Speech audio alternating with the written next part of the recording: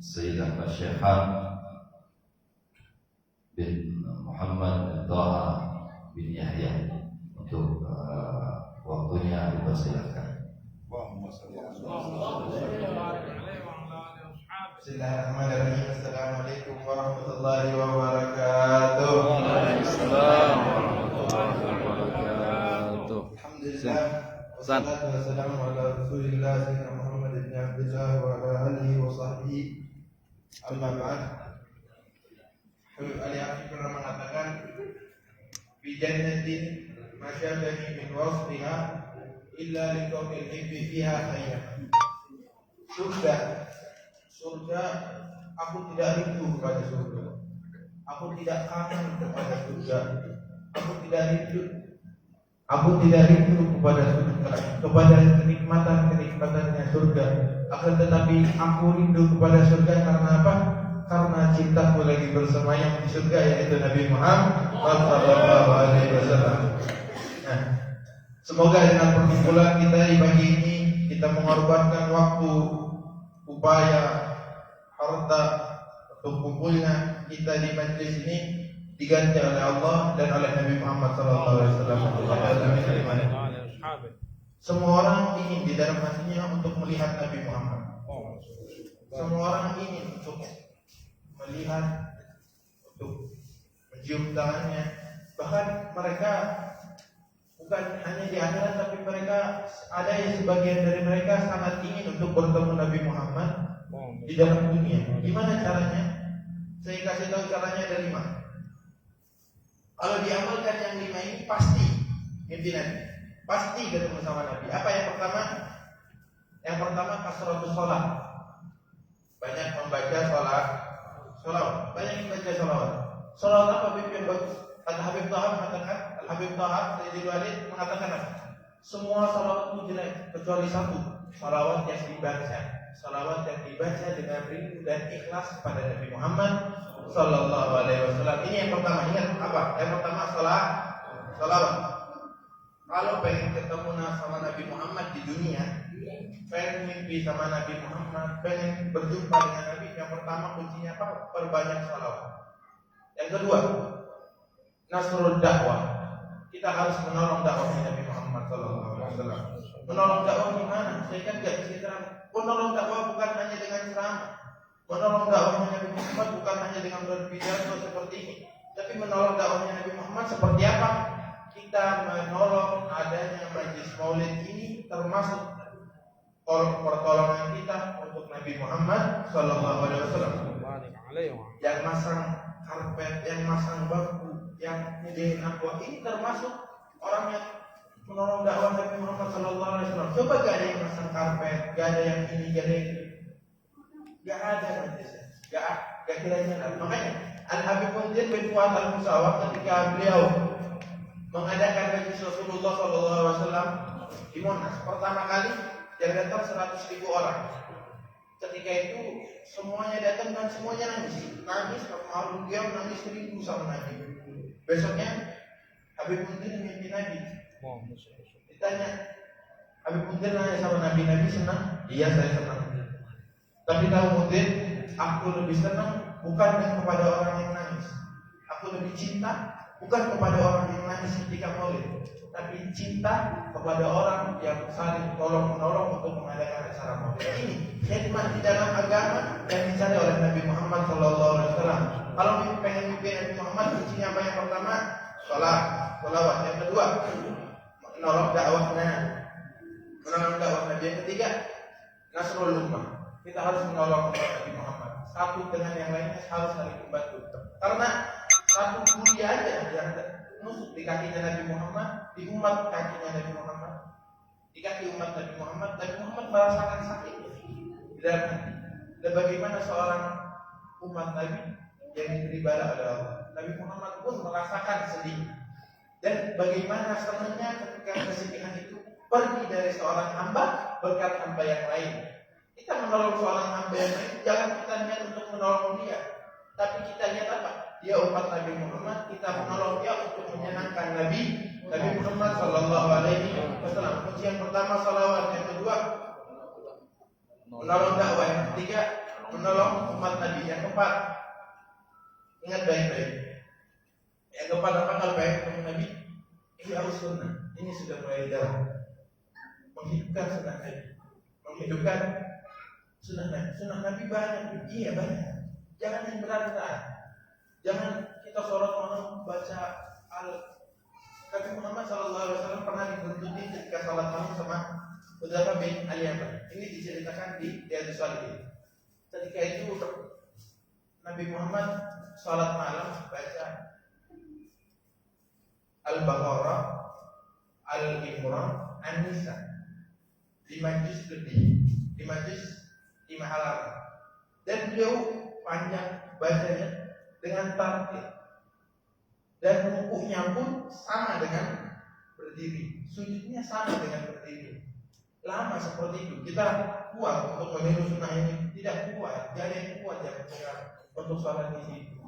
Makanya hidupkan sunnah Nabi dari yang mulai kecil. Apa? Masuk ke kamar mandi kaki kiri, baca doa. Masuk masjid kaki kanan, baca doanya. Jangan doa ini bukan hanya buat anak kecil yang belajar di TPQ. Bukan.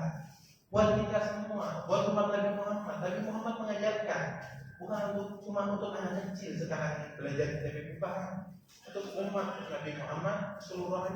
Makanya mulai dari sekarang niatin kalau pulang hidupin sunnah Nabi. Pakai sendal kanan dulu, masuk kamar mandi kiri dulu, masuk kamar mandi kiri, keluar kanan, baca doanya. Kalau keluar masuk masjid kaki tangan kaki kanan, baca doa. Ini coba mulai sedikit demi sedikit untuk menghidupkan sunnah Nabi Muhammad Sallallahu Alaihi Wasallam. Makanya Nabi Muhammad mengatakan ahya sunnati faqad ahabbani. Kalau orang mengikuti sunnahku, dia berarti cinta kepadaku. Man ahabbani kana ma'il jannah. Kalau orang sudah cinta kepadaku, nanti dia bersamaku di surga, kata Nabi Muhammad. Makanya salah satu sunnah yang sudah mulai jarang apa kata Habib Umar? Salam. Kita saling assalamualaikum. Ketemu orang salaman assalamualaikum. Itu sudah mulai hilang kata Habib Umar. Makanya kalau ketemu orang di jalan jangan terasa, jangan lam, jangan assalamualaikum. Ini sunnah yang sudah mulai jarang di zaman sekarang. Yang pertama tadi berbanyak sholat. Yang kedua, nasrul dakwah, menolong dakwah Nabi. Yang ketiga, menolong umat. Yang keempat, menghidupkan sunnah. Yang kelima, ini agak berat sedikit. Apa yang kelima? Kalau pengen ketemu Nabi, yang ini 5 caranya. Tahayyulun Nabi dan polisi. Kita harus menghayalkan Nabi setiap saat. Maksudnya apa? Ketika kita masuk kamar mandi, kaki kiri. Ketika itu kita harus memikirkan di dalam hati. Nabi masuk kaki kiri ya. Nabi itu kalau masuk kaki kiri. Dengan seperti itu, hati akan saling menghubungkan antara hati dengan hatinya Nabi Muhammad Sallallahu Alaihi Wasallam. Nah ini 5 ini kalau diamalkan insya Allah enggak sehari 2 hari seminggu 2 minggu enggak lama pimpin Nabi Muhammad Sallallahu Alaihi Wasallam. Amin ya Rabbal Alamin. Alhamdulillah kita diberi anugerah oleh Allah Subhanahu Wa Taala untuk membaca. Sebelum baca Maulid kita baca istighfar, kita bersihin hatinya kita dulu. Ini metode yang sangat tepat menurut saya. Karena apa? Karena beberapa kali saya sampaikan hasyal karim yaruduhum asyan. PR bagi orang sekarang ini 2. Hasyal karim yaruduhum asyan apa? Orang yang dermawan itu tidak akan menolak mentah-mentah. Contohnya ketika Nabi, misalnya kita bertamu dengan orang kaya, kita dalam keadaan haus, kita dalam keadaan apa? Kita bertamu dengan orang yang terkenal dermawan. Ketika kita bertamu pulang kita dalam keadaan kenyang, hilang dahaga, bahkan bukan itu, bawa pisang pulang ke rumah. Ini hasil dari beruntung aja kata Habib Ali Hakim. Mustahil orang yang mulia, orang yang terkenal dermawan menolak kita mentah-mentah. Ini PR-nya apa itu? Pertama, kita datang untuk Allah, kita datang kepada Allah, kita datang ke majelis ini kepada Nabi Muhammad SAW. Makanya dari rumah, ayo siapin niat-niat. Apa yang kita bawa ke Allah, apa yang kita curhatkan kepada Nabi Muhammad SAW. Kita punya gelisah, kita punya rindu, kita punya kesumpekan, kita punya gugah di dalam hati. curhat dia sama Nabi Muhammad, kerja susah ini susah, jangan curhat ke sama-sama, tapi curhat dia sama Nabi Muhammad Sallallahu Alaihi Wasallam. PR yang pertama ketika orang datang majlis harus banyak niat, harus banyak niat yang soleh yang kita akan ungkapkan di majlis tersebut. Yang kedua apa PR-nya? Sebelum datang majlis, makanya kita digiring sebelum baca maulid, baca istighfar, astagfirullahaladzim wa atubu ilaih. Kenapa? Karena ketika pembacaan maulid tersebut yang dipanggilkan datang adalah ruhnya Nabi Muhammad SAW. Dan ruhnya Nabi Muhammad ruh yang suci, bukan ruh yang kotor. Dan ruhnya Nabi Muhammad tidak akan bertemu kepada ruh yang kotor. Makanya sebelum baca maulid, baca istighfar dulu agar roh kita bersih dan roh kita bisa bertemu dengan Nabi Muhammad SAW. Ini PR yang pertama, niat yang baik sebelum datang maulid. Yang kedua, istighfar sebelum maulid. Karena ketika Nabi Muhammad SAW sudah lewat di dalam hati seorang hamba, sudah menghampiri ruhnya seorang hamba, maka apa kata maulid tadi? Wida marra bitariqin turifa min tihi ada buat marrafi. Kalau sudah lewat keciuman, oh ini Nabi Muhammad SAW habis lewat dari kepada orang, habis singgah kepada ruhnya, bukan kepada jasad, kepada ruhnya orang tersebut. Makanya kalau orang habis datang majlis taklim, majlis seperti ini, pulang, itu orang soleh itu bisa melihat mana yang hatinya bersih, mana yang hatinya didatangi oleh Nabi Muhammad SAW. Semoga dengan membaca istighfar sebelum maulid hati kita bersih dan hati kita bisa berkumpul kepada Nabi Muhammad SAW. Amin amin ya rabbal alamin. Dan sedikit lagi, gimana Bu? Saya pengen cari muka sama Nabi. Kita harus cari muka sama Nabi, cari perhatian sama Nabi. Caranya gimana? Caranya ada 3. Kalau pengen cari perhatian Nabi, apa yang pertama? Datangi majlis maulid. Karena apa? Karena coba kita bayangkan, kita datang dengan majlis maulid, kita keluarkan harta kita untuk beli bensin, kita keluarkan tenaga, waktu luang, kita keluarkan jerih payah kita.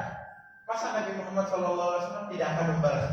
Masa Nabi Muhammad cuma lihat, oh ini orang datang pakai motor, dia datang dengan biaya. Masa Nabi Muhammad cuma melihatkan saja? Tidak, Nabi Muhammad orang yang mulia, orang yang dermawan. Pasti Nabi Muhammad akan memiliki perhatian khusus kepada dia dan memberinya rahmat serta syafaat nanti di hari kiamat. Amin amin ya rabbal alamin. Yang pertama, kalau pengen capur sama Nabi, sering datang majlis maulid. Yang kedua,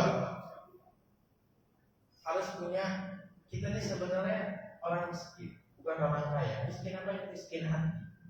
Miskin gara-gara banyak dosa, miskin gara-gara banyak maksiat. Orang-orang soleh yang mereka sudah kaya hatinya, diberi kekayaan oleh Allah, mereka masih merasa miskin. Karena ketika orang yang merasa hatinya butuh kepada Nabi, merasa hatinya butuh kepada Allah, dia manggil Nabi, dia manggil Allah, maka Allah dan Nabi akan langsung datang.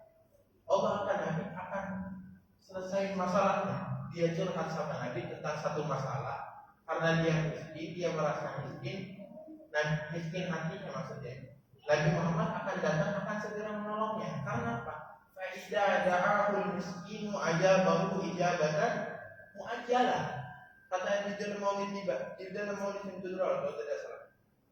Kalau Nabi dipanggil sama orang miskin, orang yang membutuhkan hatinya, apa? Ajabahu ijabatan mu'ajjalah. Nabi akan jawab, Nabi akan datang. Ijabatan mu'ajjalah disebutkan datang dengan cepat. Makanya kalau kita punya masalah, yang pertama harus rendahin hati dulu. Ngerasa paling banyak dosa, ngerasa paling butuh sama Nabi. Ketika itu sudah ada di dalam hati kita, maka ketika kita manggil Nabi Muhammad, ketika kita curhat sama Nabi Muhammad, maka Nabi Muhammad spontan akan membantu kita. Amin amin ya rabbal alamin. Kalau sabar sama Nabi ada 3. Yang pertama tadi apa? Sering datang majlis maulid. Yang kedua, memiliki kerendahan hati, merasa miskin di dalam hati. Yang ketiga apa? Ini PR bagi kita juga. Kita harus menjaga keturunan, menjaga ajaran Nabi Muhammad SAW. Makanya Nabi Muhammad mengatakan apa? Di dalam Sahih Muslimnya, ini taraktu fikum tsaqalain, aku meninggalkan 2 perkara yang berat. Apa itu? Kalau kalian memegang dua hal tersebut kalian tidak akan tersesat sampai hari kiamat. Apa? Kitabullah, Al-Quran, wa itrati ahli bait, dan keturunan Nabi Muhammad SAW. Jika kita zaman sekarang kita pendosa, kita orang yang sudah berbuat maksiat, mau sama siapa lagi kita akan tergantung. Kalau bukan sama dunia Nabi Muhammad SAW.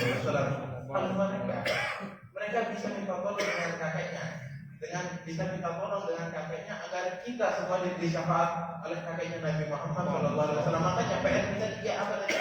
Sering datang majlis maulid, merasa rendah hati, merasa miskin hati, dan yang ketiga jaga ahlul bait Nabi Muhammad SAW. Kata Nabi, "Qaddimu Quraisyan wa la tataqaddamu illa fatahlahu." Ayo duluin kaum Quraisy, duluin ahlul bait, duluin para habaib. Karena apa?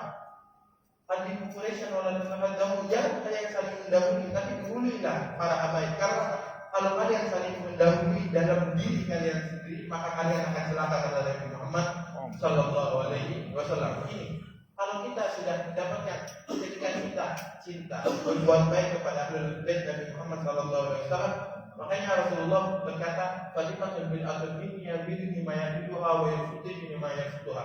Fatimah adalah potongan dari orang yang menyenangi Fatimah, akan dia berarti menyenangi dan memusuhi Fatimah.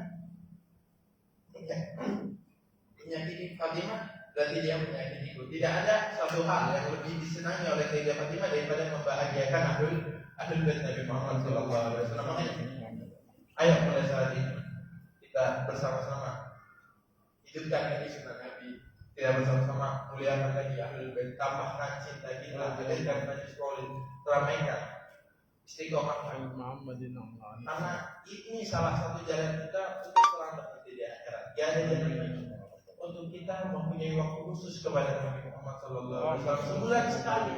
Makanya kalau ada orang 40 hari tidak kembali kepada Allah, tidak kembali kepada Nabi Muhammad, ini perlu dipertanyakan apakah orang ini hatinya masih hidup atau tidak. Makanya Nabi Muhammad 40 hari tidak diberi wahyu, Nabi Muhammad gelisah. Dan ini PR bagi seorang hamba, ini pelajaran bagi seorang hamba. Ketika kita 40 hari, ketika kita sebulan tidak kembali kepada Allah, tidak kembali kepada Nabi Muhammad, apakah gelisah hati kita? Nah, ini PR. Makanya per 1 bulan ini tolong istiqomah, tolong hadirlah dengan istiqomah, dengan hati yang siap dari rumah. Maka dengan hal tersebut membantu kita untuk menuju sampai kepada Allah dan mendapatkan syafaat Nabi Muhammad SAW dan mendapatkan cinta dari Nabi Muhammad SAW. Ketika sudah dicintai oleh Nabi, orang cinta yang jelek jadi bagus, orang cinta, orang pesek dibilang mancung, orang hitam dibilang hitam manis, orang sipit dibilang belum. Dan kalau Nabi Muhammad sudah cinta kepada kita, dosa yang seberapapun yang kita lakukan, maksud berapapun yang kita kerjakan akan tidak ada dibandingkan cinta dan rahmat Nabi Muhammad Sallallahu Alaihi Wasallam. Kurang lebihnya sekian. Ada lagi satu. Nabi Muhammad Sallallahu Alaihi Wasallam pernah duduk di masjid. Ketika itu ada sahabat datang. Oh ya Rasulullah, dosaku sangat besar, dosaku dosaku tidak akan diampuni, dosaku sangat besar, melebihi. Kata Nabi Muhammad SAW kaget, ada apa? Dia cerita, ya Rasulullah, dosaku sangat besar, aku telah melakukan hal ini dan hal itu. Kata Nabi Muhammad SAW, kamu mau hilang dosamu? Ini amalan. Saya kasih tahu istighfar. Kata Nabi Muhammad SAW, apa istighfar? Nanti ketemu lagi dengan saya di pertemuan yang akan datang. Kurang lebihnya mohon maaf apabila terlalu tidak. Assalamualaikum warahmatullahi wabarakatuh. Waalaikumsalam warahmatullahi wabarakatuh. Insyaallah kesempatan yang akan datang mesti hadir ceramah lagi. Amin insyaallah. Alhamdulillah. Terima kasih kepada Anda Syekhan yang telah menjelaskan tentang bagaimana cara kita bisa berjumpa dengan Nabi Sallallahu Alaihi Wasallam, walaupun dalam mimpi ataupun dalam keadaan ya Allah dengan kasat mata. Yang pertama yaitu kasratus salat pada Nabi Sallallahu Alaihi Wasallam, banyak kita berselawat kepada Nabi Sallallahu Alaihi Wasallam. Kemudian yang kedua dengan nasrul dakwah, menolong untuk membantu perjuangan baginda Nabi Muhammad sallallahu alaihi wasallam. Kalau dulu para sahabat membantu perjuangan baginda Nabi dengan mengangkat pedang, mengangkat tombak, dan kita di zaman sekarang cukup dengan istiqomah menghadiri majelis-majelis maulid, majelis-majelisnya baginda Nabi sallallahu alaihi wasallam, dan menghidupkan majelis-majelis tersebut. Kemudian cara yang ketiga agar kita bisa berjumpa dengan baginda Nabi sallallahu alaihi wasallam, yaitu dengan nasrul ummah, menolong umatnya baginda Nabi Muhammad sallallahu alaihi wasallam. Saya teringat pesan daripada guru saya, bahwasanya Habib Ahmad bin Husain Assegaf pernah berpesan, kalau antum pengen jadi orang kaya, kata beliau, minta sama Allah Subhanahu wa taala jadi orang kaya yang bisa memberikan manfaat kepada umatnya baginda Nabi Muhammad sallallahu alaihi wasallam, agar apa yang kita miliki daripada titipan Allah berupa harta ini bermanfaat dan tidak akan menjadikan mudarat kepada kita. Ini pesan beliau Habib Ahmad bin Husain Assegaf. Kemudian untuk menghidupkan sunnah untuk bisa berjumpa dengan baginda Nabi sallallahu alaihi wasallam, yang keempat yaitu ihya sunnah, menghidupkan sunnah, mulai dari yang kecil, ya tadi pakai sendal, pakai dengan dimulai kanan, masuk kamar mandi mulai kiri, pakai siwak, ya jangan siwak iblis terus yang dipakai, ya siwaknya Nabi juga dipakai. Apa siwak iblis? Rokok. Sekali-kali pakai siwaknya baginda Nabi, hidupkan sunnah baginda Nabi sallallahu alaihi wasallam.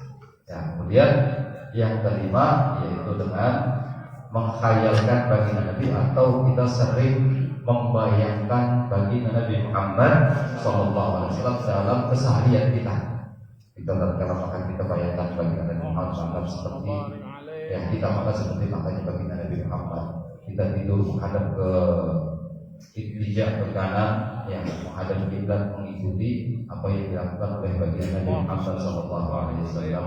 Bahkan ada satu kisah, ada seorang meminta doa kepada dia, meminta amalan untuk bisa berjumpa dengan baginda Nabi sallallahu alaihi wasallam. Akhirnya disuruh baca sholawat yang banyak oleh kiai tersebut selama 40 hari. Setelah 40 hari orang itu datang kepada kiai, wahai kiai, wahai syekh, aku sudah mengamalkan apa yang engkau pesankan kepada aku untuk banyak bersolawat agar aku bisa berjumpa dengan baginda Nabi sallallahu alaihi wasallam. Dan ternyata aku belum juga berjumpa dengan baginda Nabi sallallahu alaihi wasallam. Apa jawabnya? Kalau begitu, habis acara ini kamu ikut ke rumah saya. Akhirnya orang itu datang ke rumahnya kiai, suruh makan yang banyak, tapi tidak dikasih air. Sehingga ya tidak dikasih air tidak keluar. Cuma makanan saja, dia makan banyak, tidak beri air untuk minum. Akhirnya yang ada di pikirannya pengen minum.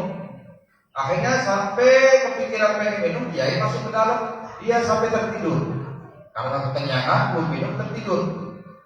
Setelah bangun, ya ini sudah ada di hadapan dia. Kata dia, mimpi apa kamu? Iya, Kiai, tadi saya mimpi, ya waktu pulang dari sini mimpinya ketemu ya tukang es cendol, saya minum es cendol. Atau katanya itulah kalau kamu pengen berjumpa dengan baginda Nabi sallallahu alaihi wasallam, adakah jadikan di pikiranmu ini baginda Nabi Muhammad terus.